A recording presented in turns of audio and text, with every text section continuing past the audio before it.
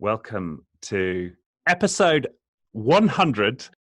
I'm delighted to say, with my guest this week, Darius Cikanavicius. Close enough. You are the author of the book Human Development and Trauma: How Childhood Shapes Us into Who We Are as Adults. You also have the blog Self-Archeology, which I've been following for a number of years, and the Self-Work Starter Kit, which you give out to members of your blog. Darius, welcome to the show. Thanks for having me, and congratulations on your 100th episode. Thank you very much. And let's start with the title of your blog, Self-Archeology. What do you mean by that, and where did it all start for you?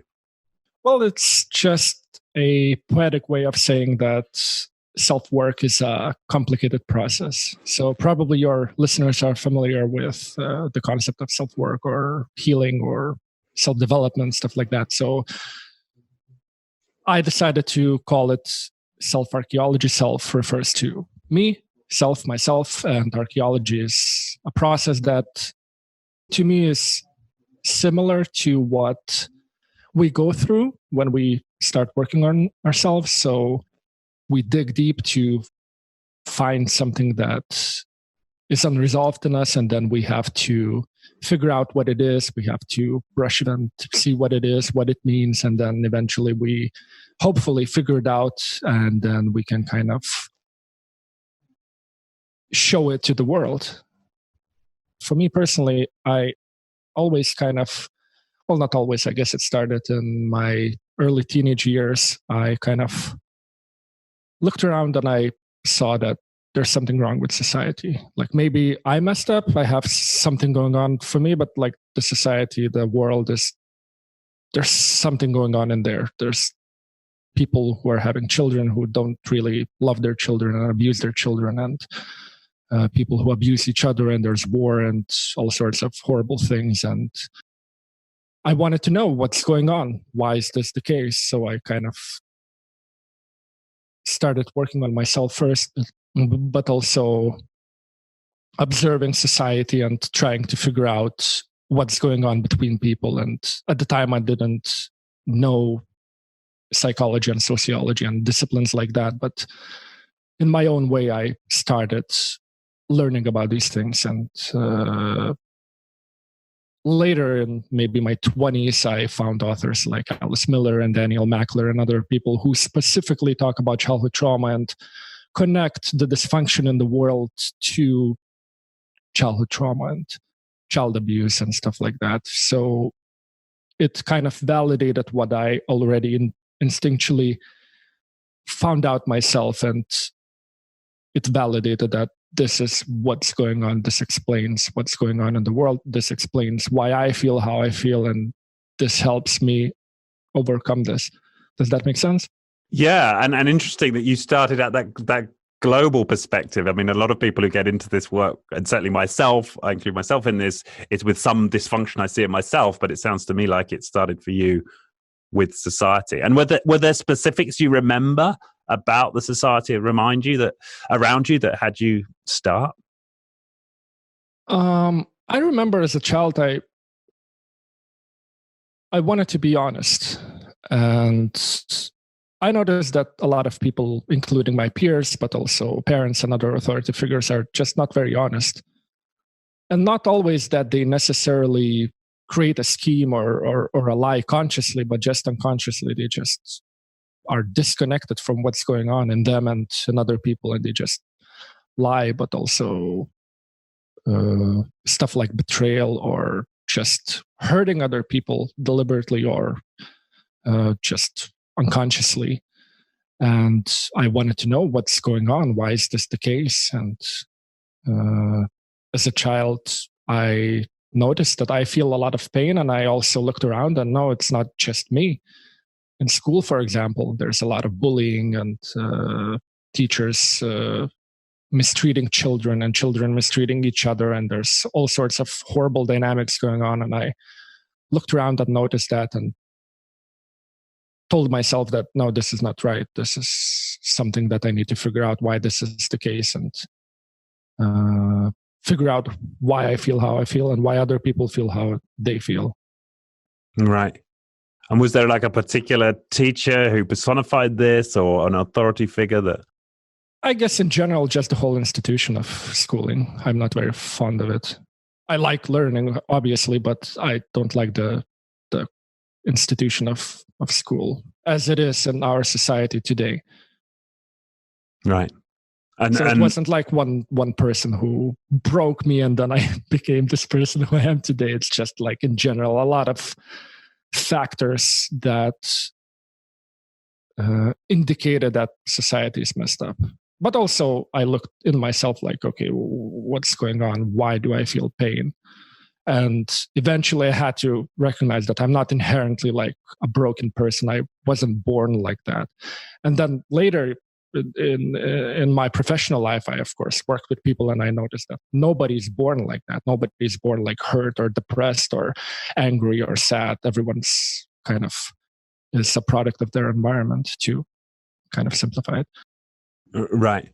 And this pain you found in yourself, what you started to feel into it, or to identify this in your late teens, early 20s, is that when this started with yourself? Consciously, yes. Right. I think it started around that time. And then you know this, but maybe your listeners don't. I'm from Lithuania. You can hear the accent, but I'm from Lithuania. So Lithuania is a small country nearby Poland and Russia and all these Eastern European countries. And as you can imagine, a post-Soviet country is not the healthiest country. It's not the worst country, but it's not the healthiest country either. So I noticed that people are very kind of depressed and suspicious and mean and angry. And even now I'm back from Canada for maybe almost a year now, and I see the contrast, how people are kind of different here.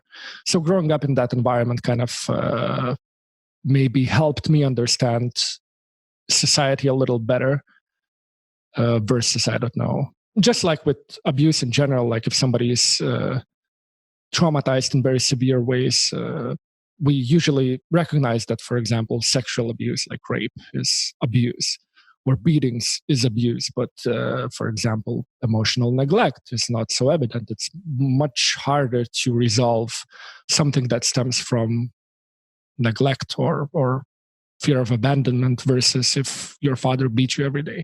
So the same is on the societal level. Like if you see a lot of broken, miserable, angry people, it's more evident that something's wrong versus, I don't know, people in Canada who are kind of smiley and chatty, but then deep down they're really miserable and upset and dysfunctional, manipulative and stuff like that. Does that make sense? Yeah, that makes sense. Although you're painting a pretty bleak picture, but I guess it's prevalent, right? It's prevalent. Depression is certainly true, isn't it? In our societies. I'm interested in your pain. Like, so what? How did you approach that? Right. Well, I mean, when that started for you. Can I just give a quick disclaimer? Yes.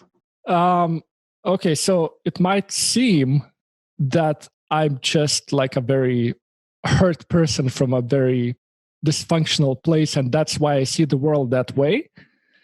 For those who don't know me, for those who follow me for years, they know the context of this, that this is just how the world is. If you look into it deeper, if it's not your first day doing this stuff. So I'm kind of skipping a lot of steps. So for a new listener, it might seem kind of weird. What is this guy talking about? But for those who actually looked into it, it's kind of evident that, okay, this is actually what is going on. And even countries like Canada and Denmark and more evolved countries, there's a lot of trauma in there too. So going back to your question, could you just quickly summarize? Yeah, so I'm just interested in that process for you. I mean, because I'm somewhat contrasting it to my own experiences as sort of in my late teens and early 20s. I mean, for me, it was just hedonism. You know, there was no sense of me having the kind of awareness that would lead me to start exploring my own deep pain. I mean, that was just it wouldn't have even crossed my mind at that stage. So it's interesting for me to think that you'd already started on that journey relatively young, and how that worked for you. Like how did you start that? I was on a different podcast like 3 weeks ago. I mentioned this in our pre-call chat, and we talked about this in that podcast, that it was kind of evident to me when I started working on this that I have to be authentic. I have to be honest.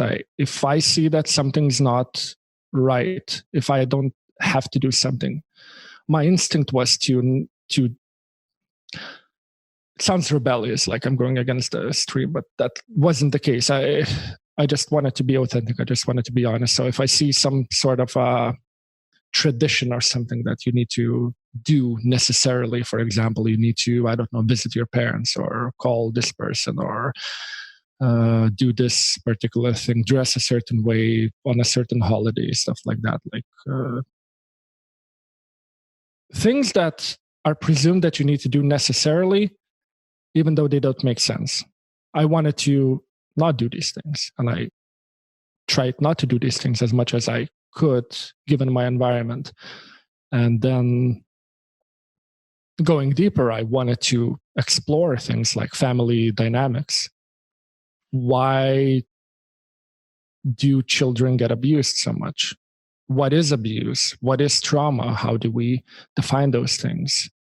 How do these things affect our life later? And when you actually, now you can kind of maybe remember your school, because when we're in there, we don't think about it as much. For example, okay, this one guy that you sat with in third grade, if you think about him, you probably will remember certain things that would indicate that there's something going on in there. Maybe he mentioned that his father was drinking last night, or maybe his mother was yelling or something like that. And things like that you observe either consciously or unconsciously. And if you're honest with yourself, if you are observant, you can see that, okay, these things matter. It's not just like people do stuff and then things happen and I don't know, it's just war one day, or people just rape each other. There's an explanation for all of this, and I wanted to know that. And when I became more, I guess, mature, I delved into that versus other people, I don't know, trying to dissociate from it. And I understand why people do it. And I dissociate it from other things, from my pain, from my emotions in other ways. But I also wanted consciously to understand why this is the case. Why is the world, why is my environment, why is the world in general that way? Right. And did you find yourself looking at instances where you personally were traumatized by experiences? Did you start to get into that then, or did that come later? When I was born, my father left the family, so I was raised by my mom, and I have an older brother. He is a 7-year older brother, and he was kind of like a father figure to me in many ways. My mom projected a lot of dynamics with her past husband onto my brother, so he was kind of perceived as the father in the family. That was very unfair to him, and I was more like a golden child in that relationship, where my mom kind of, one might say, loved me more, but she kind of didn't love me in many ways, but I guess gave me some things that my brother, for example, didn't have. In my environment, for example, a lot of children came from a single parent home. So in that sense, it was normal. And later I talked to other people from all over the world. A lot of people have experienced similar things. So in that sense, I mean, it was a normal childhood. Again, I wasn't like beaten or raped routinely. But for example, I was a very lonely child. Later, even in life, when I talked about starting to work on myself, I didn't have anybody that I could share this with or talk about. A lot of people that I worked with had a similar experience, that they felt very lonely growing up, even though they say, well, my mom was there, my dad was there, I had siblings, but I didn't feel connected to anybody. I felt incredibly lonely. I felt hurt. I felt a lot of betrayal from my parents. I went through all of this too, even though, again, it doesn't seem incredibly juicy, but it's just a normal childhood that a lot of people go through. And that's why I wanted to explicitly recognize that there's a lot of pain that children feel growing up, and it is normalized in our society. People don't want to talk about it. People don't recognize it as such. Yeah, hopefully that answers your question. Yeah. No, well, I have some empathy for that. I mean, yeah. I think it's useful to talk about what trauma actually is, because we use this word a lot already, and I don't know if all of your listeners see it the same way. So when a parent has a child, parents have certain responsibilities. So their main responsibilities are to recognize a child's needs, because every child has needs. I talk about it in my book. And the second is to accurately meet those needs. So a lot of parents, in many ways, fail to even accomplish the first step. So they don't accurately recognize the child's needs, especially if the child is small. So a small child is just crying and you don't know what that means. And I know from a parent that it can be damn difficult sometimes. Yeah. But a lot of parents just deliberately ignore it or just leave the child crying. And in that moment, the child has a need. They're trying to communicate the best that they can. And if you just leave the child crying, then those needs are not met, and it has an effect later in life. Maybe this child now has the fear of abandonment because they wanted a hug, or they wanted, I don't know, eat or something like that. And the parent didn't recognize but didn't meet that need. And there's an effect of that. So all these negative effects that a child experiences when growing up can be called trauma, or sometimes micro trauma. I don't like that term necessarily, but I kind of use it in quotes that sometimes people minimize trauma and say, oh, this is not a big deal. This is just something that happened.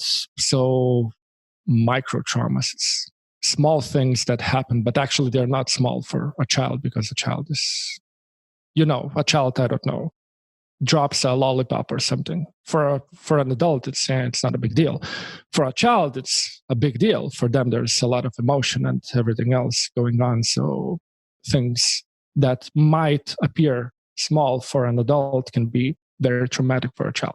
So negative consequences of one's environment can be called trauma. It's kind of a simplification, but I think you know what I mean. Right. But there's also an important dynamic here. It's not simply something being, well, maybe it is just being negative, a negative experience, but it sounds like there's an important factor in this is about a need not being met. Yes. Yeah. Because certainly as I understand traumatization, it's one thing to experience something negatively whilst you're also being empathized with. Oh, of course. So just to take the lollipop example, there's a big difference between me dropping a lollipop and crying about it. Yes. And my caregivers saying, forget about the lollipop. Yes. And your caregivers saying, I can see that must be really upsetting for you. I can understand why you're crying. Let me take the lollipop and clean it. And here it is back again. Now, both negative experiences, of course, but one potentially much more traumatizing than the other. Yeah, I can even give a clearer example. So, for example, a child falls down and hurts their knee or something. They cry. The process itself is not necessarily traumatic. It could be maybe if it's a big physical trauma and whatever, but if they just fall down and they feel pain, that's in itself is not necessarily traumatic. But what happens after, if the parent, I don't know, blames the child, oh, you're so careless and you're a bad person, blah, blah, blah, and they scold the child or beat them or whatever. That is what's traumatic, or even a more subtle form of it. Like, as you said, they don't give comfort to the child. That could be traumatic. But if the caregiver helps the child to deal with a painful experience, that's not traumatic. That's actually what the child needs in the moment. And you talk in the book about the 3 A's, right? Would you like to? I thought that was useful for people to understand in this context. You mean the attunement, attachment, and what's your third A? Now it's going from me. Attention. Yes. So when a child is growing up, they don't have a sense of self per se. As you know, the smaller the child, the less self-aware they are. There's a certain period in time where they look at the mirror and they can consciously recognize this is me. Before that, they can't. It's just they're kind of just flopping in the universe. But at a certain time, they realize, okay, this is me. I'm alive. This is what's going on. I'm self-conscious to a certain degree, and over time, this sense of self becomes stronger if they're not traumatized. So, in order to get that sense of self, to recognize their emotions, to recognize their thoughts, to recognize their needs, they need certain things. The way how they can get that is for parents, for example, to mirror them. So mirroring means you kind of reflect back how the child feels. It's like a mirror. You look in the mirror and you see yourself and you can say, okay, this is my face. I have a pimple or something. You can see what's going on with you. Emotionally, it's the same thing. But a child can't see their emotions. So the parent needs to be that mirror. So if a child is sad, the parent can recognize the sadness and say, oh, I sense that you're sad, you're crying, what's going on? Tell me about it. So the child feels validated. They understand what's going on with them and they can understand themselves better. If that doesn't happen, or the opposite, if the child gets invalidated, if the parent says, no, you have nothing to cry about, or you shouldn't be sad and stuff like that, the child gets invalidated. The child's sense of self gets skewed. They get confused. They don't understand what's going on, and they get upset about their emotions or repress them. And from that stems a lot of pain and a lot of trauma. Right. Yeah. And that's a really important, I suppose, dynamic here, isn't it? Because I mean, in the title of your book, and how this shapes us, how childhood shapes us into who we are as adults, this suppression or repression of those feelings of hurt, where a need isn't met in the moment, don't go our way, right? We carry them with us into adulthood, and they shape who we are as adults. Sure. So when a child experiences trauma, I'm kind of simplifying, but to make it shorter. So a child experiences trauma or micro trauma, whatever we want to define it as, but a painful experience. And oftentimes they're not allowed to feel their emotions, or they get invalidated, or basically it doesn't get resolved. So they have all this pain that they don't know how to deal with. And a lot of it is unconscious. It's not like they consciously process it and make a conscious decision to do this or that, but unconsciously they have to somehow cope with it. And our psyche is developed that way that what happens is dissociation. So we split from that experience. For example, psychologists talk about it often. So a child invents some sort of a different world where their parent is a good parent in that instance, because you can't accept that, oh, my mom is being bad in the moment. My mom is hurting me, because you need that parent to survive. Without without that, you can't even survive in the world. And again, it's not conscious that the child recognizes that. It's very primal and primitive in their brain, and they kind of recognize, okay, I need to survive in this world, and for that I need my mom, but mom is being hurtful, and the child can't just, what an animal does in nature. They can either fight or they can run away if there's a danger. A child can't do any of those things because they're small and they're dependent on the person that is hurting them in that moment. So they have to somehow live with that experience. And to live with that experience means dissociating, splitting from that emotional experience that happened from that, I guess, physical experience or that situation. So trauma can be defined, I like Gabor Mate's explanation, and other people talked about it too. I'm paraphrasing, but the point being that trauma is not so much what happened or not.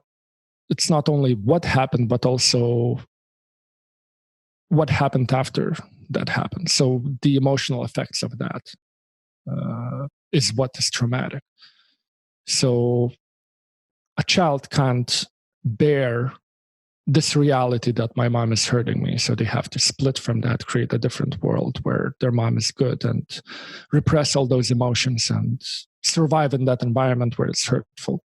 And again, trauma is not just a one-time event that happens. Often people misunderstand that trauma is just something that happened once or twice, or like a very specific event, like you got raped or beaten or, I don't know, bullied in school. No, trauma can be an environment, a background.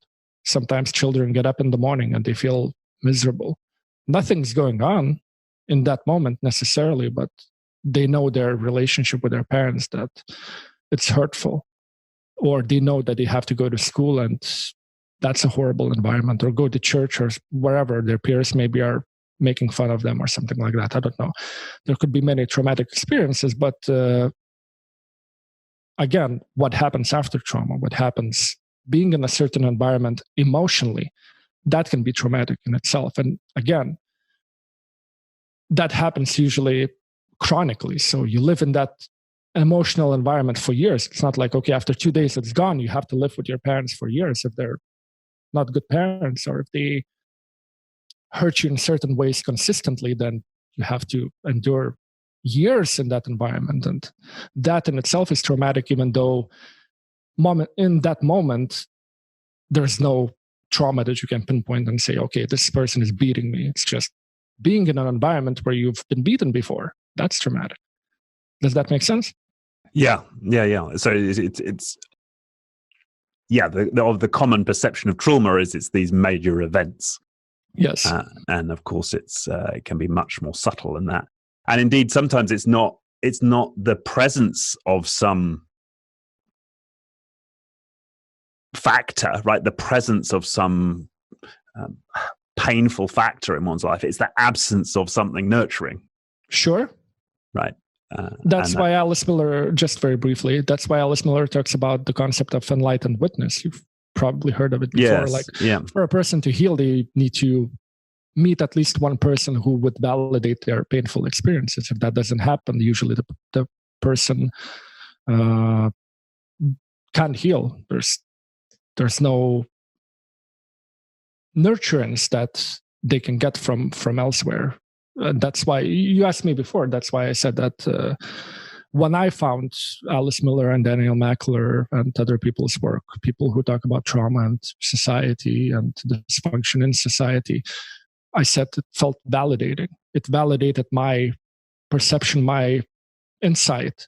But before that, I knew that, but it was kind of difficult to accept, not to accept that, but again, I needed validation. I needed that enlightened witness to say, yeah, your perception, your insight, your instincts, they're right. You're on the right track. Good job. That's necessary for a person to heal. That's why we go to therapy. One of the reasons, there's many reasons to go to therapy, but that's one of the reasons, to get validation, to get a nurturing environment for you to open up to do that self-archeological process where you can explore your subconscious and find out what you feel, what your needs were, and why you have the problems that you have. Yes. So they were your proxy enlightened witnesses initially? I would say it's everybody's. Like, sure, having a person in a live environment helps. And I had therapists before. It's not like I just read Alice Miller and got resolved. But that can be that enlightened witness too. Authors that I've had a lot of feedback from people saying that I'm not in those words. They didn't say, oh, I guess actually some people said that I'm their enlightened witness, but other people said it indirectly. And I've heard from other therapists the same story too, that clients or other people who read their works give them feedback that, oh, I found your work and it validated my experiences and it helped me tremendously in my healing process. And that was so valuable. So even if you never interacted with somebody, that person or their work at least their public persona even can be very nurturing sometimes. Yeah, certainly John Bradshaw was an early author Sure. for me who I suppose was one of my first enlightened witnesses and validated my experiences. And I think, and also validated this intuition in me that it was powerful for me to go back and revisit my early experiences when the whole society is telling you, move on, leave the past in the past. Yes. In fact, I saw a post just this morning. A guy was saying, going to therapy, lame. Go to the gym, you know? And right. For people to say, no, avoiding your past is lame. Right? Sure. Is what I needed in those early But days. see, I talked about like dysfunctional societies, and I gave examples of war and, I don't know, bullying and stuff like that. Stuff like this that you mentioned, that's dysfunction. If I have a lot of pain and I need to heal, and people are saying, no, you should move on, they're consistently being your, I guess, unenlightened witnesses. And you get that every day versus getting that enlightened witness. That's kind of what one may call re-traumatization even.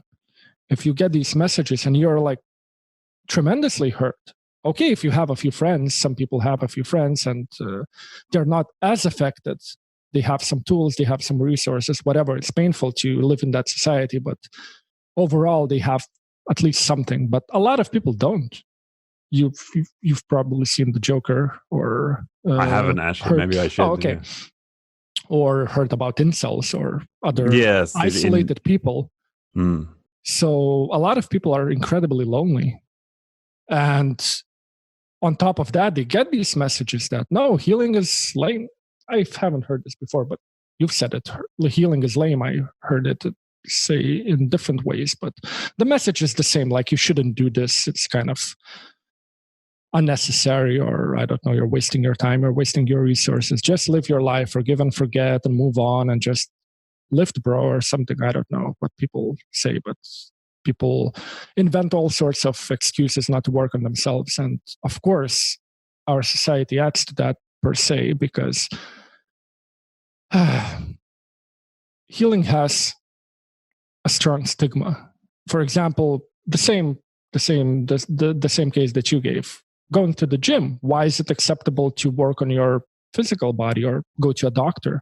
People encourage you, if you feel sick, go to the doctor. If you want to improve your physical health, go to a nutrition, to dietitian, or to a physical trainer, whatever. Just work on yourself. But if it's your mental problems, the opposite is the case. They say, don't do this. They discourage you. Imagine living in a society where people encourage each other. They're supportive of each other in a sense that if you have problems, hey, let's talk about our problems. Hey, let's go to a therapist.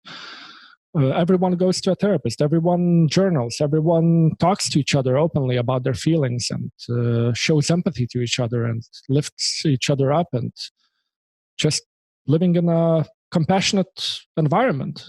That's what we need to heal, but we get the opposite of that. And that's why it's so difficult to heal for people. That's why we hear those messages. Sure, a lot of people are grifters and they want to sell you their product and say, no, in order to be happy, you need to buy this product, versus working on yourself for 10 years. That's not very presentable. That's not very marketable. You need to give a simple and quick solution. You've heard this before. People look for quick solutions. Sometimes people contact me. And even in the pre-interview, we talked about it. And you said that, okay, let's talk about solutions. Problems, they're kind of painful. Maybe we can kind of put it in a different wording or whatever, not make it too painful, but let's talk about solutions. People are quick to jump to solutions, and I understand that. It's very natural for human beings to look for the shortest path possible, but unfortunately, there are no quick solutions.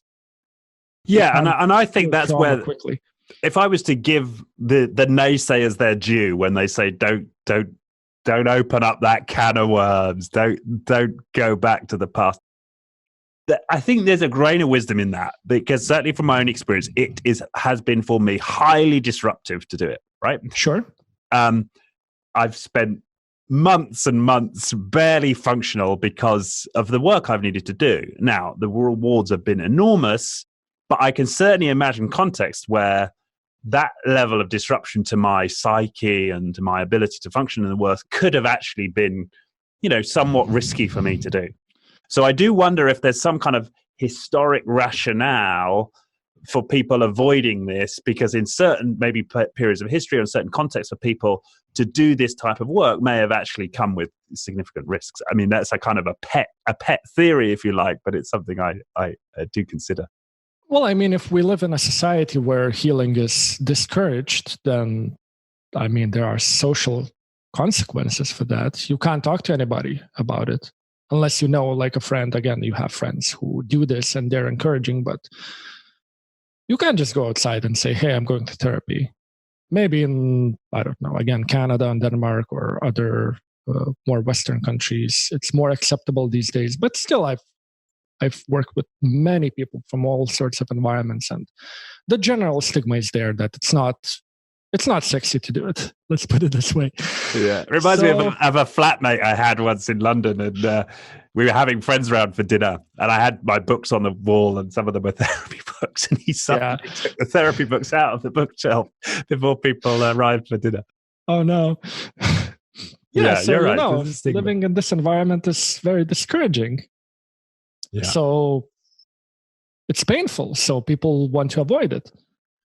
And then on a personal level, it changes a lot. Let's say, again, you're very isolated. You don't have friends or you have a lot of problems. And then you figure out that maybe your mom didn't love you as much as she should have. And you encounter all this pain. And she's the only contact that you have in life. What do you do? That's a big question that people ask me and other people. That how do I improve my relationship with my parents? I realize they hurt me, and I realize they still hurt me as an adult right now. The dynamic is dysfunctional. But how do I have? They don't put it this way, but basically they still want loving parents, and everyone wants to have loving parents. But sometimes we have to accept that maybe the relationship is as it is, and the only way to improve it is to make it healthier. Healthier doesn't necessarily mean closer. It just means healthier.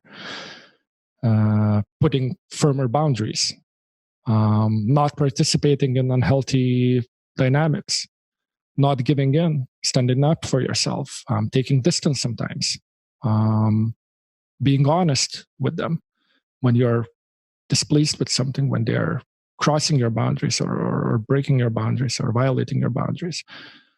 These things are painful to do. A lot of people don't want to do it. And for a lot of people, it's very challenging to question those relationships. And then again, you do that for yourself, but then you encounter other people.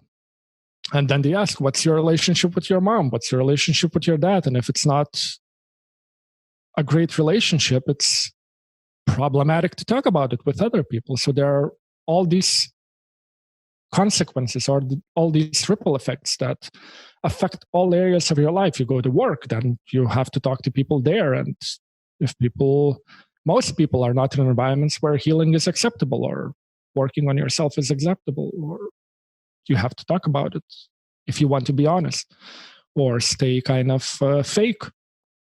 Again, talking about parental relationships or child rearing with people.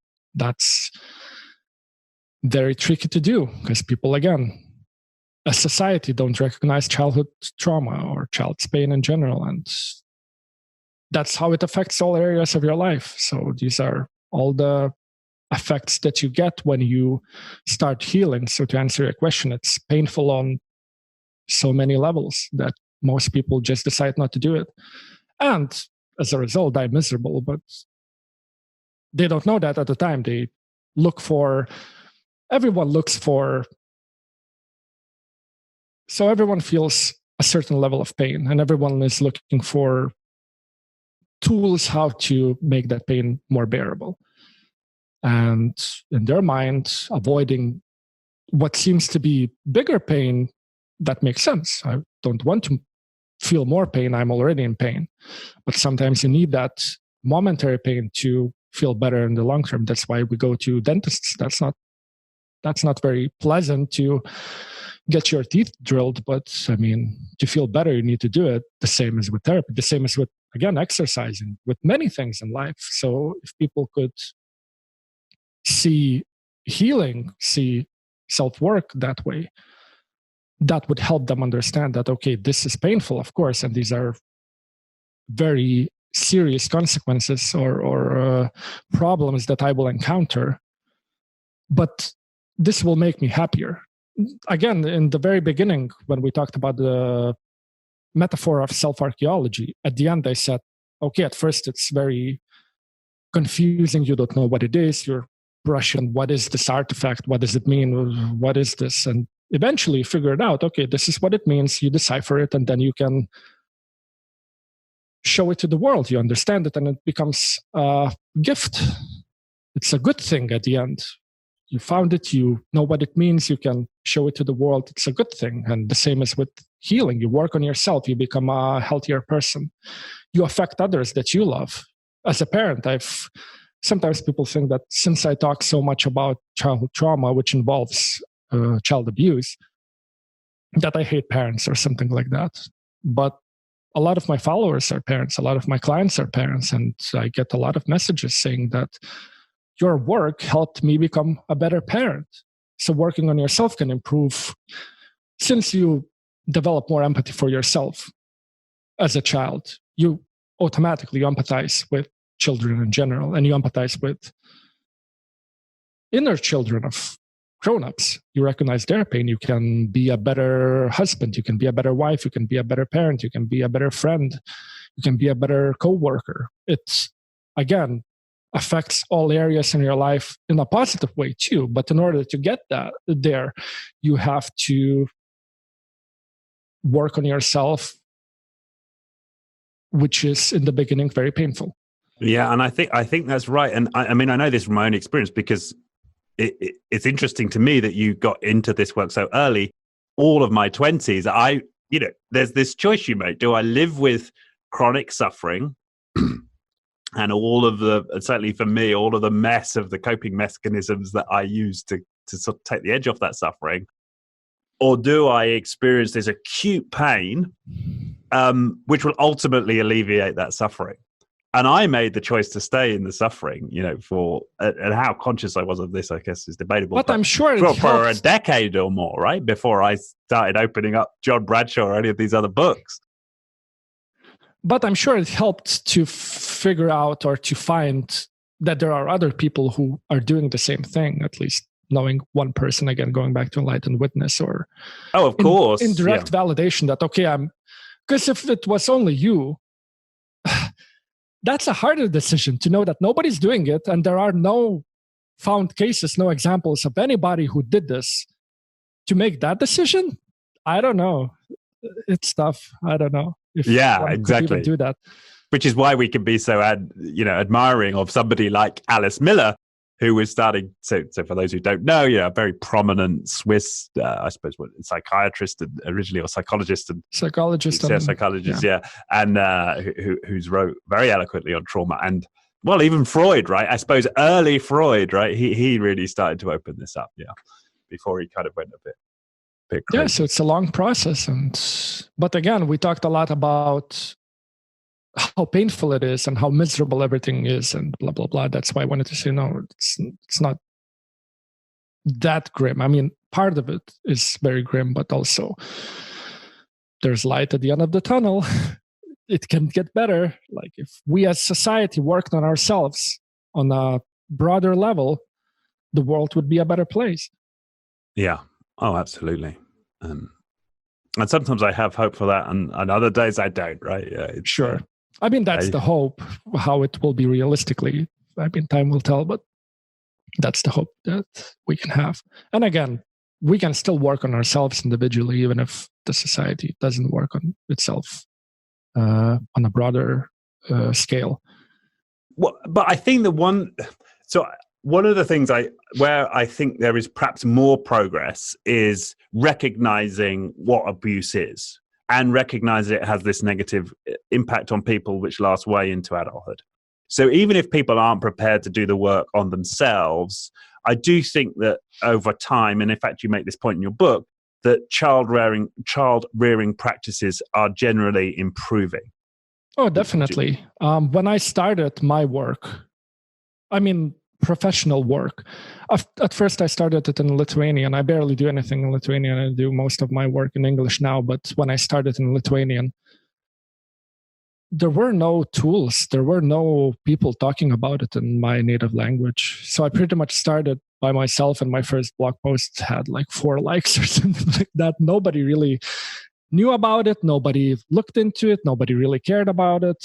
And then gradually, people started translating works like Alice Miller's books and Susan Forward's books and other people who talk about childhood trauma. Now, way more people are talking about the effects of child abuse and the effects of trauma, and generally about developmental psychology, both in English and in smaller languages. Overall, there's way more awareness right now. But even 10 years ago when I started, it was not as hopeful as it is right now. Yeah. So that's... And of course, we have more laws that prohibit child beatings and stuff like that. How effective it is one question, but still, if there's a law prohibiting it, there's still a message that, okay, maybe it's not good to do it. Maybe you will still do it, whatever. But as a society, we just don't do it. I think it's a positive change. Yeah. In spite of some, as you say, bad science of people finding that actually beating kids is good for them in the long term. And I mean, some people argue that, but there's no evidence of that. And of course, people who do that probably don't care about evidence, but, it's still good to recognize on a societal level that, hey, we don't beat children. That's not helpful to the child. Yeah. But again, if you work on yourself, if you resolve your traumas, if you recognize your own pain, I don't think it's possible to beat a child. When you're at that stage, I would say it's impossible. I can't conceive beating a child knowing what I know today. Maybe I don't know when I was 5, but now, I mean, why would you beat the small little person? It's insane. Yeah. I mean, one of the things that shifted for me, and in fact, reading your book was interesting. That as a parent now, I do have a lot. Obviously, I have an empathy for other parents, and I see myself. Sure. That when I was reading this material pre-being a parent, it all made sense. We shouldn't hit people. We should be nurturing. We should always be identifying. All of it made complete sense. Now, as a parent, I can say that this is a hell of a lot harder to do when you're sleep deprived. I understand. When you've had, extremely stressful interactions with multiple children over the course of maybe 18, 20 hours, it can be very hard to maintain self-control in a way that allows me to continue to bring empathy and nurture to the dynamic, which is a very euphemistic way of saying it can sometimes be extremely difficult to be a good parent. Yes. And I mean, I don't know if I say this in my book, but I've mentioned this many times. Parenting is the hardest task that one can take upon. That's the biggest responsibility that you can ever have. And it's incredibly difficult to do. So kudos to all the parents that are doing it in a peaceful manner and trying to improve themselves. That's a tremendous task that one can do. And I like that you didn't try to justify it. You just said that it's really hard. You didn't say, therefore, it's justifiable. You just said it's hard, which is true. It's very hard to, if you slept 2 hours a day and you've been with a child for hours, like I've been around children and I have nephews and nieces, and I've been around children a lot. And after 5 hours, after 2 hours, sometimes I feel drained and nothing happened. I just played with them and then, okay, I can go home. But if you're a parent, you can't go home. Yeah. You go for a walk and the child is cranky and they're acting out and you're like, okay, how do I handle this? But still, if you know in the back of your mind that, okay, beating this child is not an option. I have to be more creative. How do I resolve the situation? That can help you. And so one of the things I think that is different perhaps for me as a parent than well, I get less triggered, much less triggered than I would have done if I had been having these children in, my early 20s, right? So there's that element. I'm also much more empathetic and emotionally available, and all of these things that come out from me doing the therapeutic work. But the other thing is, of course, I do recognize now, okay, I was a bad parent in that moment, right? I wasn't empathetic. I wasn't nurturing. Maybe I caused a micro trauma, right, in that moment, right? Yeah, quite possibly. Sure. But I can go back to my child and say, hey, I apologize. I get that what I did there was wrong. I know that it made you upset, and I'm sorry. And so that's another tool I have in a way I probably wouldn't have had before this work. And that takes a lot of courage to recognize that you made a mistake, especially in that relationship where you have tremendous power. We see power dynamics in other environments, like a boss and a employee. I mean, most bosses, well, I wouldn't say most bosses, but like a lot of bosses, from what I've heard, they're not very fond of accepting their mistakes. They usually tend to blame others. And a parent has a tremendous power over a child. So for them to be humble and to accept that, okay, I made a mistake.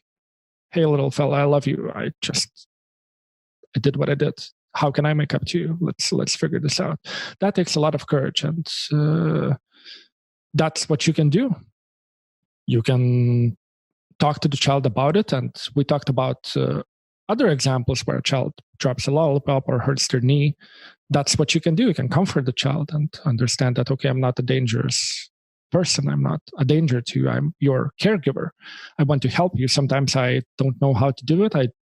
I'm trying my best. I know it's used as an excuse in many cases. I did my best, but we all do our best. And that's the problem.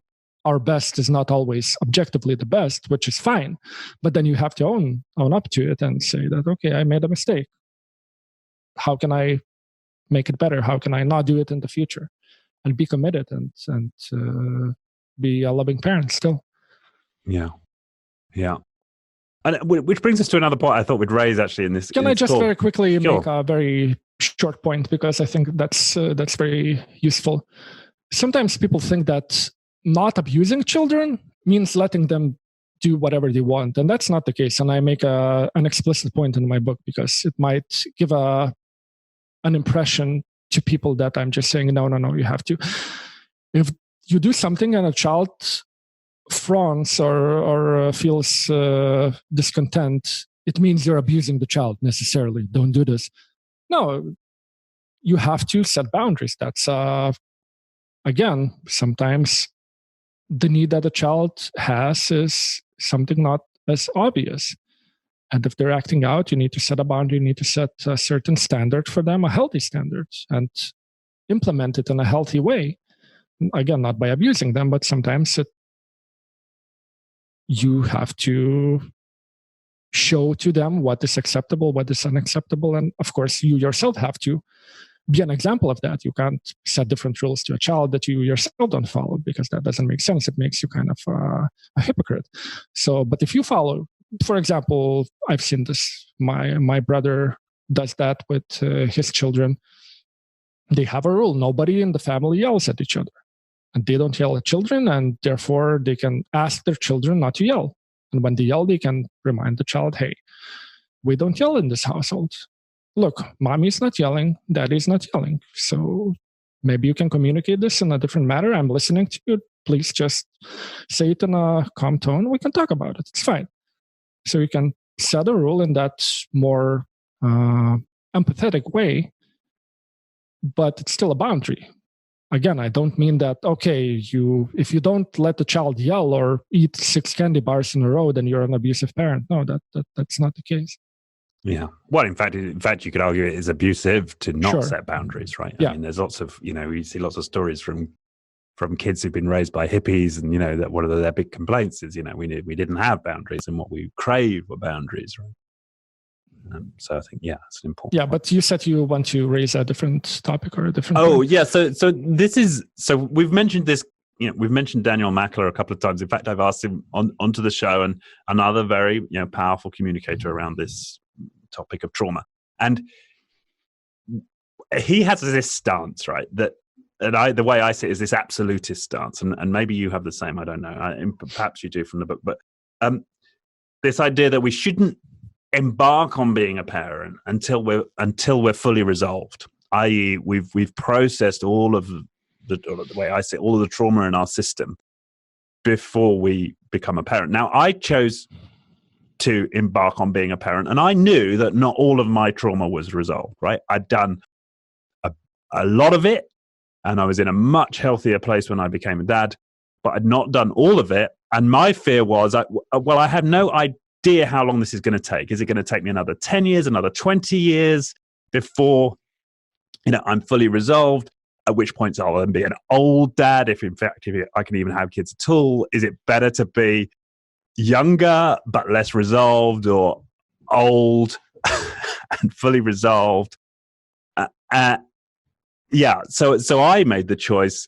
Well, I'm gonna declare myself good enough, resolved enough, despite the fact I know that there's still more work to do, and I'm gonna make the best of it at this point in my lifetime. And that was a choice I made. Where are you in terms of this?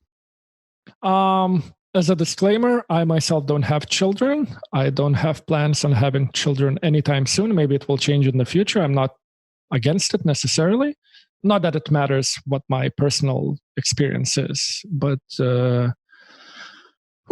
a very complicated question. I don't want to simplify it too much or reduce it to black and white answers.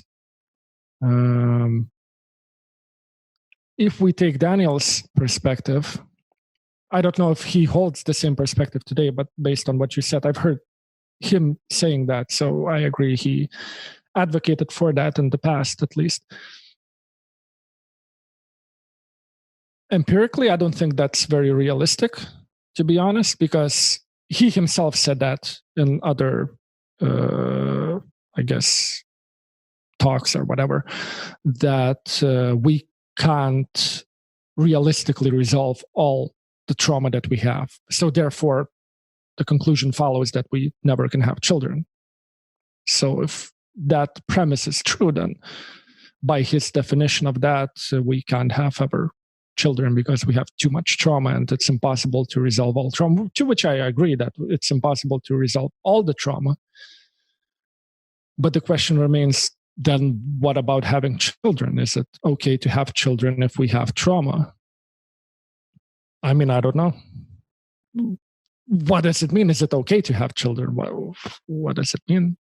I don't know. It depends on your definition of morality, on your definition of responsibility, on other things that a person may personally hold. And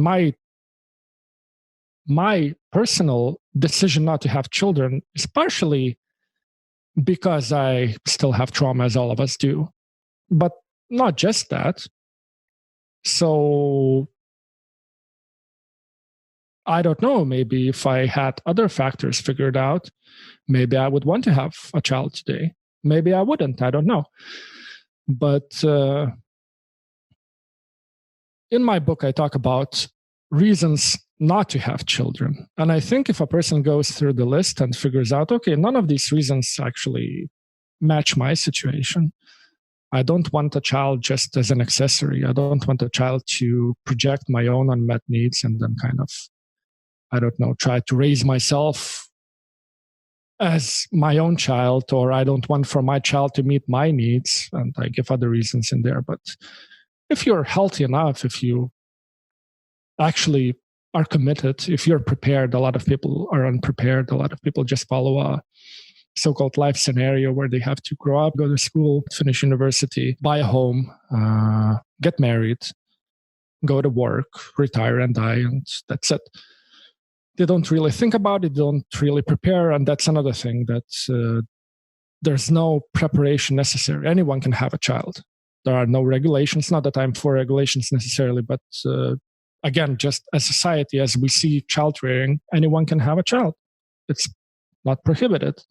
We need a license to drive a car. We don't need a license to have a child. Meanwhile, the responsibility is tremendously higher when you have a child. So that's another problem, that a lot of people are unprepared. But if you are committed to healing and you want to have a child, maybe you can be a decent parent.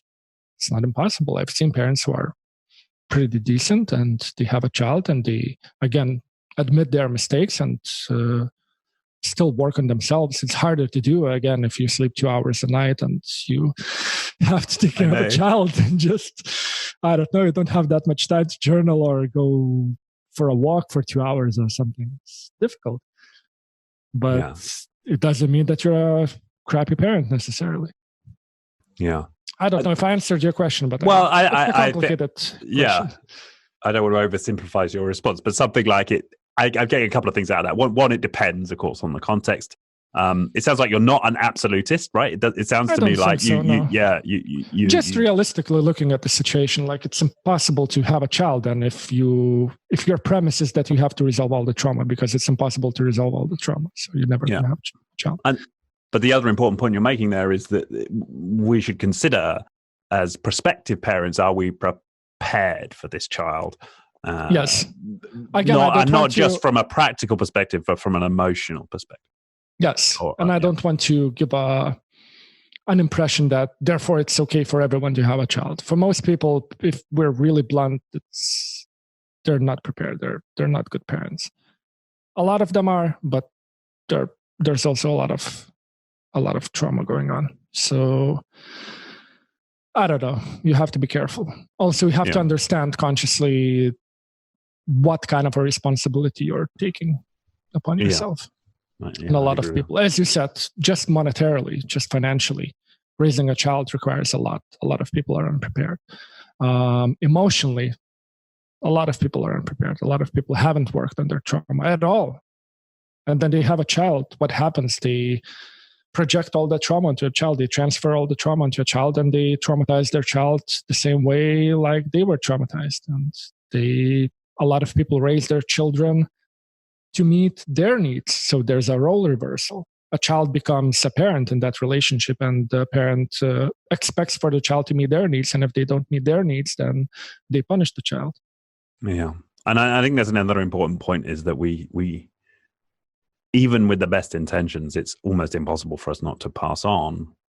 That's why at least a big quotient of the trauma that we experienced on to the next generation. I mean, there may be ways to mitigate that by just following certain good practices, but nonetheless, it's inescapable that some level of that traumatization will get passed on, right? Yes, that's why a task could be to resolve as much trauma as you can. Again, we'll still have to live our lives. Even if you don't have a child, you still have to interact with the world. You can't just lock yourself into a room for like 7 years and just journal.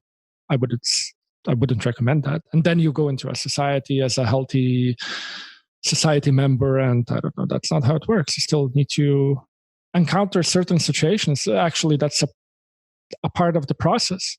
You need to encounter situations that are triggering to you, that make you feel uncomfortable, and deal with them from that different perspective that you gained when you worked on yourself. And it's kind of a spiral. I like that metaphor. Somebody said that. I don't know who exactly, but I posted a quote by a certain person. They said that healing is a spiral. So you encounter the same or similar situation over and over again, but every time it's easier and easier, and over time it doesn't bother you anymore. But it requires a lot of repetition, a lot of putting yourself into a similar situation until you resolve it, and doing it consciously. It could be repetition compulsion, but if it's healthy, if you're actually working, for example, if you're afraid of people, you have social anxieties and you want to overcome it, you need to interact with people. You can't just sit in your room for 7 years and then you just get out and you don't get triggered by people anymore. That's not how it works. I think that's really important. And of course, there's room for both. I think there is room for some level of cocooning, some level of self or isolation to the work. But then you've got to get out there. And as a previous guest on the show, actually, John Williams talks about, you've got to go out and stir the pot, right? You've got to go and put yourself in the triggering situation to allow yourself to observe your responses and deal with any feelings and ancient feelings that might get triggered by that. Yeah. It's very, very important. And I think this pertains also to this question about what do we do in terms of the relationship with those who may have traumatized us in the past, right? And do we completely detach? If we move or completely detach ourselves from our family of origin, if those indeed were the ones that traumatized us, or do we continue to engage? Now, I've made the choice no, I'm going to go back. I'm going to continue. I'm going to work on establishing boundaries, maintaining boundaries, develop myself in the context of that relationship, as opposed to completely detaching from it. I mean, and that may not be the choice that's right for everyone, but of course, there's a lot to be said, I think, for continuing to engage. Now, you might have to change the frequency or the intensity, but keeping that link can be a powerful one for healing. I actually have an article on that because it's a very common question, as you can imagine. Everyone, more or less, who starts working on themselves, they have to ask themselves that question. So it's very common. But the answer is it depends. I mean, again, there's no black and white answer. It depends on your goals. What do you want from that relationship? And then what I suggest people to do is figure out what exactly you want from that relationship and then evaluate your options. Sometimes it's impossible to have a healthy relationship with your parents, with other authority figures in your life. But a lot of people are okay with having a limited relationship. They know that in this relationship, this and that will happen, undoubtedly, but they're okay with it. That's the price they want to pay to maintain that relationship because they get something back. That's another question that you can ask. What am I getting from that relationship? Is it just some unresolved trauma that I have? Like I want a loving mom, I want a loving dad, and I still unconsciously maintain that relationship so that I could maintain that fantasy that I will one day have that unconditionally loving parent, which is unrealistic, but a lot of people have that. Or do I actually get some healthy things from it? And that unhealthy part is a price that I pay for those things that I get. If there's nothing that you get, then I don't know. You have to make a decision. A logical conclusion is that relationship is unnecessary or unhealthy. But if you get certain things and these things are better than the negative things that you're getting, there's value in that relationship. You can maintain it. It depends on your particular situation, on your goals. But I can imagine scenarios where people can have a relationship with their parents, and even if it's not particularly healthy, they can get some value out of it. And you mentioned other authority figures, but people listening to this in a work context, I think they can say that be said of bosses. I mean, I read a report recently. Is it 60% of people would rather move to a different job with the same or less money than stay with the current boss, right? Because that relationship is so awful. And there's another example, right? If you're in a process where you're healing and you're working on when you're getting triggered, then actually staying in a relationship with the boss might be the best thing you can do. Because if you learn to assert yourself and set appropriate boundaries in that relationship, that could be more important for your growth than simply moving on. I guess it again depends on your it depends situation. Yeah. It could affect you negatively in many different ways. It could not affect you negatively. For example, if your boss messes up your career and gives you a bad reference or makes so that you can't work anywhere in your field anymore or whatever. It depends on who your boss is, how much power they have. There are many factors, but just generally, if it's just a narcissistic boss, which happens quite often, it could be valuable to stay. It could be valuable to leave. Sometimes people can't leave. It's very difficult to leave because it's difficult to find a different job. I've had a lot of clients who work in, for example, a service profession or retail. It's sort of a low type of a position. not to demean it, but just factually, it's not a high position. And their management is really horrible. And I've heard those stories very, very often. And as always, I ask them, okay, what are your options? What can you do? Because I can't tell people what to do. I don't think anybody should tell people what to do unless it's a completely abusive situation. But if it's situations like that, then you can show the person their options, help them figure out what their options are, what their priorities are. For some people, being around decent people is the highest priority. I'm the same way. I can't live in an environment where people are horrible. For example, if I had loud neighbors, for example, I would move. Other people might go fight with the neighbors, call the police, whatever. And eventually, if nothing changes, I would just move. Other people may not. I don't know. So it depends on the individual. But as you said, for some people, it could be beneficial to set healthier boundaries. In certain situations, it may not be possible to set healthier boundaries. You do it and nothing changes. So then at some point, you have to make a decision. Do I want to? At that point, that option is gone. So you only have either I'm accepting that this is the situation and I'm staying, or I have to leave. So it depends on the person's situation. But as you said, it could be beneficial to stay. It could be beneficial to go, but it depends. Sorry, I can't give a black answer. Complicated. This is wise advice, and clearly, as a result of many clients you've experienced in this type of situation. But of course, it depends, and exploring the options is important. Again, if I had a specific person, that's why I love working with people one-on-one. I tend to avoid giving interviews or going on podcasts because I don't know the audience, and there are many people in the audience. And if I talk to somebody individually, I can empathize with them and help them individually. It's difficult to do it talking to a camera, I guess. Yeah.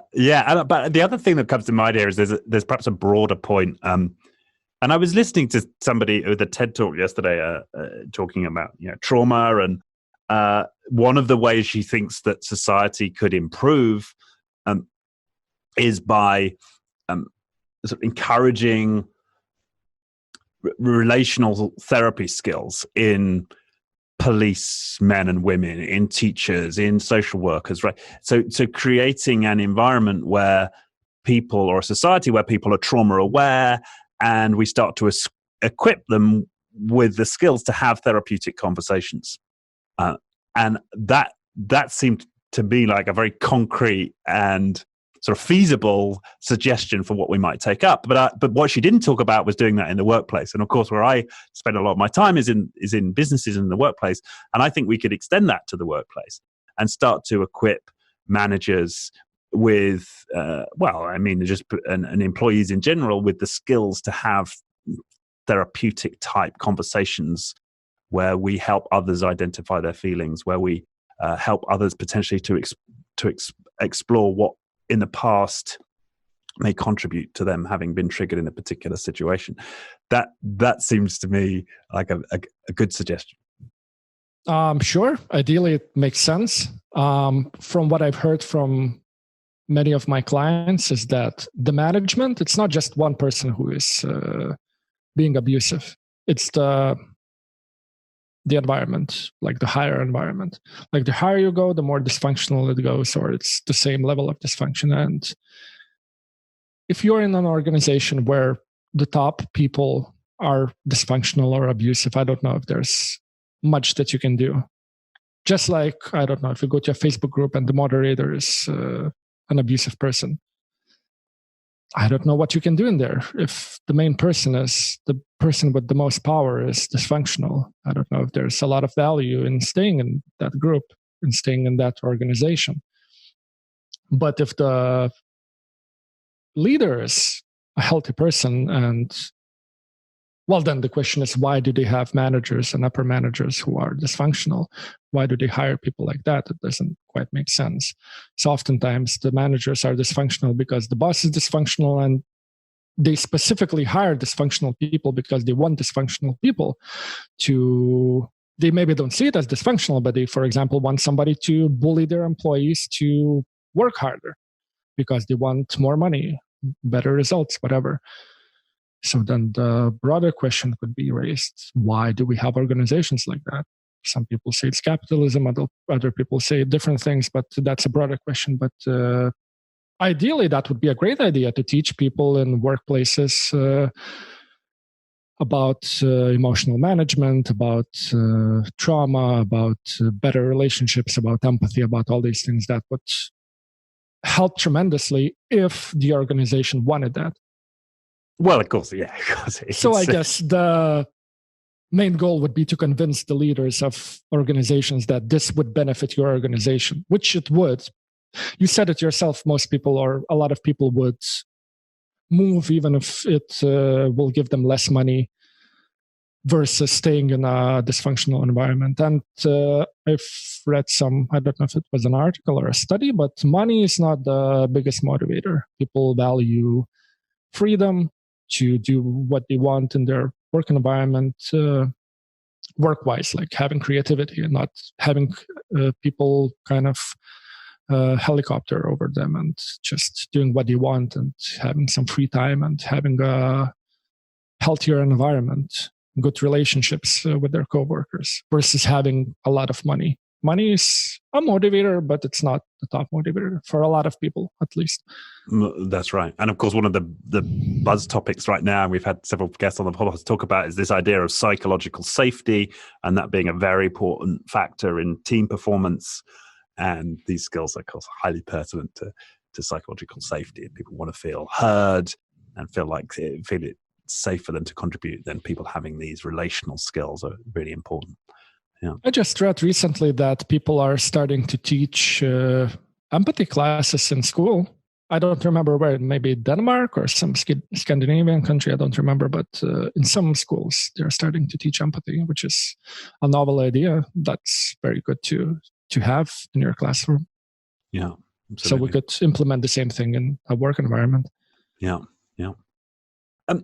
So finally, I'd like to, before we end this, we talked about solutions. Let's talk a little bit about sure. solution for our solution hungry audience.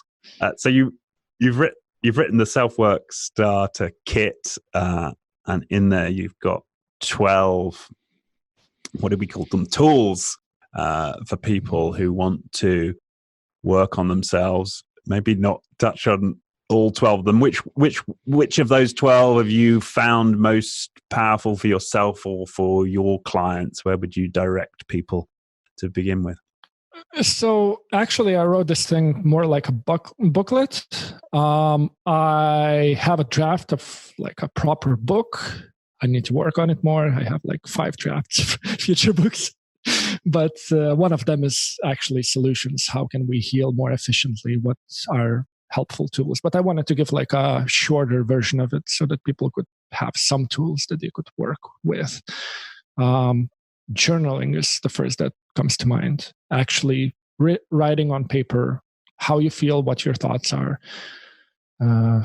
trying to resolve your traumas and understanding the reasons why you have the problems that you have today, how they connect to your past experiences, your early environment and your early relationships and your current relationships. Just figuring out what's going on in your psyche, that's very valuable. You don't have to write it down necessarily. Other people prefer recording themselves in an audio format or even a video format and listening to it later. But the goal is to record your thoughts, record your inner processes in a certain manner. That can help you tremendously. What helps me a lot, helped in the past, helps still if I'm overwhelmed, just going for a walk, being in nature, just being with myself. We talked a little bit, you brought it up. Not isolation, solitude, I guess would be a better word. To kind of be with yourself, be with your thoughts, because we spend a lot of time as a society around people. It doesn't have to be like around people physically, but like on social media, our thought processes, our inner life is impacted tremendously by other people's thoughts, other people's emotions. We consume a lot of nonsense from social media, from entertainment, from work, from anywhere. A lot of people have little to no time to themselves to actually clear their head, to take a break to just figure out what I'm thinking, what are my thoughts, what are my, not morals, but I guess values in life. Stuff like that. As I said, I started with that, I guess. What are my values? Honesty and empathy and generosity and curiosity, stuff like that. Figuring out what I value and then following those values. Figuring out how the world works. So for that, I spend a lot of time self-studying, I guess, philosophy and logic and argumentation, stuff like that. So I have a degree in philology, which is a fancy way of saying I understand how language works, per se. Not a specific language, but just a language as such. So understanding how to codify our thoughts, our experiences in a coherent manner, that can help you significantly to understand how the world works. Because what is an insane person? A person who is detached from reality. So if you want to be saner, I guess, sane eventually, but saner than you are today, you need to figure out how to conceptualize the world in a logical, concise, consistent, coherent manner, and understand what you feel, what other people are going through, what the world is, what's real, what's not real. Today we have a lot of problems because people don't even know what real is. People live in a delusion, I would say, a mass delusion, but just figuring out what's real, that's a big task for a lot of people. So having tools to do that, that can be helpful. So solitude can be helpful. Again, not to isolate yourself in a cabin somewhere for 7 years, but just having some regular time for yourself to clear your head, to revitalize your inner process. As the opposite of that, in some ways, trying to have at least a few friends, at least one friend, somebody, again, an enlightened witness, or just a person that you can be open and honest with and feel safe around. Just that helped me to have, when I found a decent friend. A lot of people say they have friends, but I use the word friend in a very specific manner. It's a person that you have a close and open relationship with emotionally. You know who this person is, they know who you are, and you can talk about deep things together and you feel accepted and safe. And most people don't have that. Some people have 1 or 2 friends, and that's a lot. But if you can have that, that can help you a lot. That's what helped me a lot, because just having somebody who listens to you, who validates your thoughts if you need that, who validates your emotions, who challenges you sometimes. You need that in life, and that can help you significantly to resolve your traumas. What else? Having proper rest. A lot of people are overworked and overwhelmed by life in general. A lot of people have to work low-paying jobs and be in very stressful environments for a lot of time. Instead of choosing disassociative tools to relax, you could choose healthier tools. Again, going for a walk, being in nature, talking to a friend, having a proper sleep schedule, eating properly, exercising once in a while, just having a healthier lifestyle to relax your body, to deal with that overwhelm that you accumulate in your daily life. Yeah, one of the things I like reading the Self-Work Starter Kit was this, you specifically ask people to write down what they find relaxing, which is something I've never done. And I must admit, I want to do that exercise, is just to see it in black and white. Okay, what is it that I really enjoy to relax, and get that concrete in my mind? And then of course, the next question is, how do I do more of that? And with my clients, I usually ask them, okay, what helps you relax? Because for some people, it's listening to music. Other people hate listening to music. They want to watch a movie, or, I don't know, listen to a podcast or something. So I tend to not to tell people what to do. I tend to ask people and help them realize what they find useful, what they find helpful, what they value, and help them achieve that. Yeah. One of the things I was surprised not to see on the list, perhaps, was this, or certainly what's helped for me, is the conscious and active attempt to relive or revisit the past traumatizing experience, to engage with that early pain? That's kind of... Okay, so as I said, this is more like a booklet. So if I mention that, then I would feel that I need to explain what it is, how to do it, and that you can't do it in like 1 or 2 paragraphs. At least I can't. Maybe somebody else could, but I deliberately try to choose more practical, I guess, ways, more easily implementable ways how to work on yourself. And that didn't make the list, to be honest. That doesn't mean it's not important. I would say that's the most important thing, or one of the most important things, but it's more like why I didn't mention therapy or self-therapy in a more, I guess, significant way. Maybe I mentioned it briefly, I don't know, but like I would need to explain what it is. Okay, what is self-therapy? What is therapy? What is emotional work? It requires a lot of background to be able for just a regular person to understand what it is, what does it include? How do you emotionally work on yourself? That could require to write like 7 pages to just explain that. So I try to kind of, okay, go for a walk. That's very attainable. You can do that. Get a good night's sleep. That's attainable. But okay, how do I relive my past experiences? I need to write like 2 pages for that. That's how I felt, at least. Okay, that makes sense. And interesting you put that as but do you maybe want to expand on that? Like, what do well, you mean I by think that it's I for think your listeners? Well, for my listeners, so for me, it would seem to be an omission in all of this conversation to not, I suppose, refer to, the central activity of healing, and that ultimately has us resolve these issues. It has us feel that acute pain, which we referred to earlier, but it also has us ultimately alleviate the suffering that we experience in our day-to-day lives. And so, even if we can't tell people how to do it on this podcast, maybe it's valuable to refer to the nature of that process. Okay, so how I see self-work, I just define it as self-work or self-archeology, but for people who don't know what self-archeology is, it's just self-work or therapy, self-therapy, whatever, self-exploration, healing. It's a similar process. It's a part of it, what you mentioned. So reliving your past experiences is a part of it.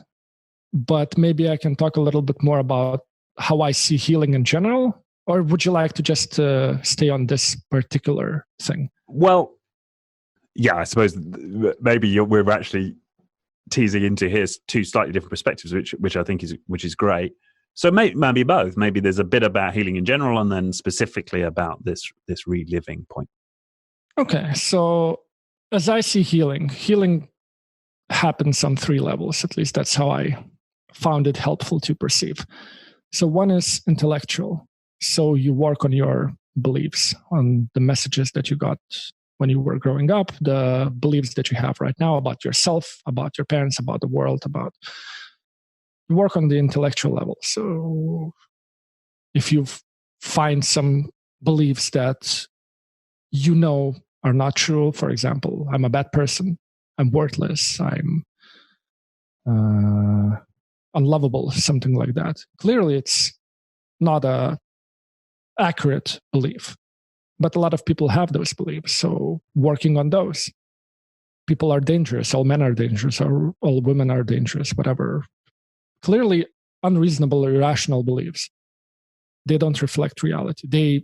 You can understand why you have them, probably because in the past, for example, a man or many men hurt you or many women hurt you. Therefore, you kind of internalized that and made a generalization that all people that resemble those people who hurt me are bad, are evil, are dangerous, are horrible, whatever. But when you start working on yourself, you can see that, okay, this is unreasonable. So I need to let go of that belief, resolve it, which is a difficult task. And it includes going back to those instances and feeling those emotions that you felt when that initially happened. And if you resolve those, you wouldn't feel that way how you feel right now. That's, I think, what you're talking about. So I don't think we have different perspectives. It's just I wanted to talk about the healing process on a broader scale, which includes what you said. Then there's the emotional level, which is what we just talked about. So you work on your emotions. You try to figure out how you feel. You learn new methods how to deal with your emotions. You try to go back and resolve your emotions. You try to, again, dig deeper and figure out what emotions are repressed. What do they mean? Letting yourself feel those emotions, learning how to deal with them in a healthier way. And then the third one is behavioral. So on the action level, you do things. So for example, if you are afraid of people, have social anxieties, maybe you can socialize more. Maybe if you're afraid of calling people, maybe you can pick up a phone and call 5 people, and that's your task for the day.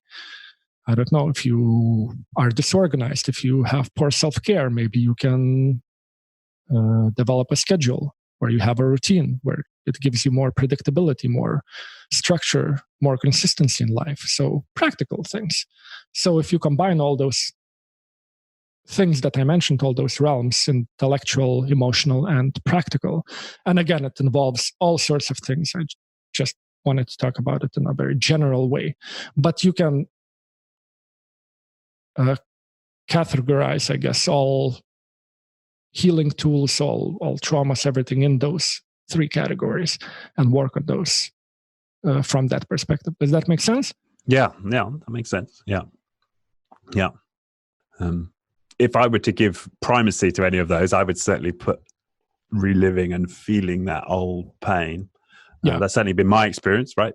I guess, for others it may be different, but and also I find that I can almost use as a defense mechanism, working on behaviors and in, I suppose, conceptual perspective or something, intellectual processes, as a way to avoid often the most painful activity, at least. Oh, for a lot of people it is. Yeah. I've had a lot of clients. I did it myself, I guess, to a certain degree in the past. I've known a lot of people in my personal life who did it. It's a paradox. So people who are more intellectual, or I wouldn't say smarter, but I guess who like to think about things, let's put it this way. The problem sometimes is that they also are better at inventing defense mechanisms. Their defense mechanisms are more sophisticated. So for somebody who's a very primitive person, very emotional, very unresolved, their basic defense mechanism is denial. That didn't happen. I'm not doing this. Everything's great. If you're more sophisticated, you will conceptualize what's going on in you in a way that kind of makes sense to you. There's an internal logic, and it's a very sophisticated process. You have all these theories and conclusions and premises, and they kind of connect, and it makes sense. But it's a defense mechanism so that you wouldn't access your emotions, because thinking about emotions is hard. And I've had clients who, for example, I asked them, okay, how do you feel about this? And they give me a long story with no emotions, just an intellectual explanation. Okay, this happened and this happened because of this, and then this person did that, but then this happened and then I did that, and then this connects to that. And then it's like, okay, stop. How do you feel? What happened? Just tell me about your feelings. And oftentimes people can't talk about their feelings. That's another problem. That's another tool that can help if you have problems recognizing your emotions. You can Google, you can print out emotional inventory, list of emotions that you can go through and see, okay, do I feel fear? Do I feel anger? Do I feel elation? Do I feel joy? Do I feel curiosity? What fits my situation? Because oftentimes people either say, I don't know how I feel, or they are able to say it in a very primitive way, which is, I feel good or I feel bad, which is a good start. But if you're more specific, that can help you resolve your problems better. Yeah. And actually you've reminded me, I think one of the most powerful points in your self-work booklet was the point you make about self-responsibility. And a lot of people understand self-ownership or self-responsibility in terms of, I own my mistakes. I take responsibility for my actions and the consequences of my actions. That's I think, a fairly common understanding of it. but you extend it to say it's also about owning your feelings. Yes. And certainly for me, go on, sorry. Oh, no, I just wanted to quickly add, not only owning your feelings, but also owning your accomplishments. For a lot of people, that's also difficult. Exactly. And owning your virtues and your accomplishments and your needs and your wants. But the pertinent point there for me was this point about feelings. And maybe for me, because early on, I certainly had the owning my mistakes and my failures down. I was nowhere near owning my feelings. And it's interesting you talk about the inventory, because I can remember in my early days going to 12-step groups when I was dealing with my addictions. And people would ask at the end of the meeting, okay, now share your feelings. And I'd hear people share their feelings. I'd be like, what do you mean? I mean, I'm fine. Like, it was so difficult for me to even conceptualize how I might approach really describing a feeling. That inventory point is very powerful one. I went to one of the groups I attended. They literally gave you a printout, an acetate sheet, and you could only pick from sentences which said, I feel X, and you had to pick one. And that was such a simple and powerful process for me to begin with, when I started to approach this work. And I think there are a lot of theories which, as I described, realm is the most important. I don't think it's very useful to kind of fight about which one. Is it behavioral? Is it intellectual? Is it emotional? I think it's necessary to work on all of them. But I've heard people say that, no, the intellectual is the most important because the way you conceptualize the world impacts your emotions. But then others say, no, the emotions, I guess, impact or that's the core of how you think. Others say, no, how you act, where you are in life physically, that's what impacts your emotions and your thoughts. So I don't know if it's really helpful to say, no, this one thing is the core of it, and you just work on this one thing and everything's great. All of them have their own purposes, and all of them can be very helpful. Well, I have heard one rationale for the primacy of the emotional work is that the way that we form thoughts in the brain, the signal starts from the emotional centers, not from the frontal cortex. So the thoughts, from this perspective at least, is simply an outward expression of a process which started in the emotional centers, in the brain. And so, for that reason, if we really want to work at the source, we have to go to that activity in the brain and not start with the thinking process. Yeah, I've heard this theory, and personally, I think I would lean towards your position that emotional work is the most important work, and I've talked about it in the past. But just from a more detached, I guess, general perspective, I would think that all of them are important. And I could even give you like a counter argument. For example, if a person believes that they're a bad person, well, from that belief, you can have a lot of emotions. Even though nothing's going on, you just sit and think, okay, I'm a bad person. And that creates certain emotions. Or you go outside and something happens and you have a thought, and that thought creates certain emotions. Yeah, I mean, I agree with you. But if I were working with somebody and that was their predicament, I wouldn't start with the emotions that emanated from the I'm bad person. Yeah. I would start with, okay, when did you first experience something where you had that thought? And then try to use that as an access into the emotions. But hey, that's the most useful, I guess, conception that I use is that I say that emotions and thoughts impact your behavior. So how you feel and how you think impacts how you act.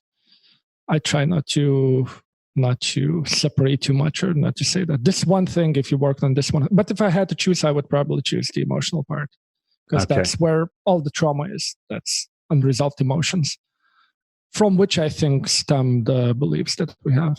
But also, like, if a person is completely detached from reality, or not completely, but I guess have some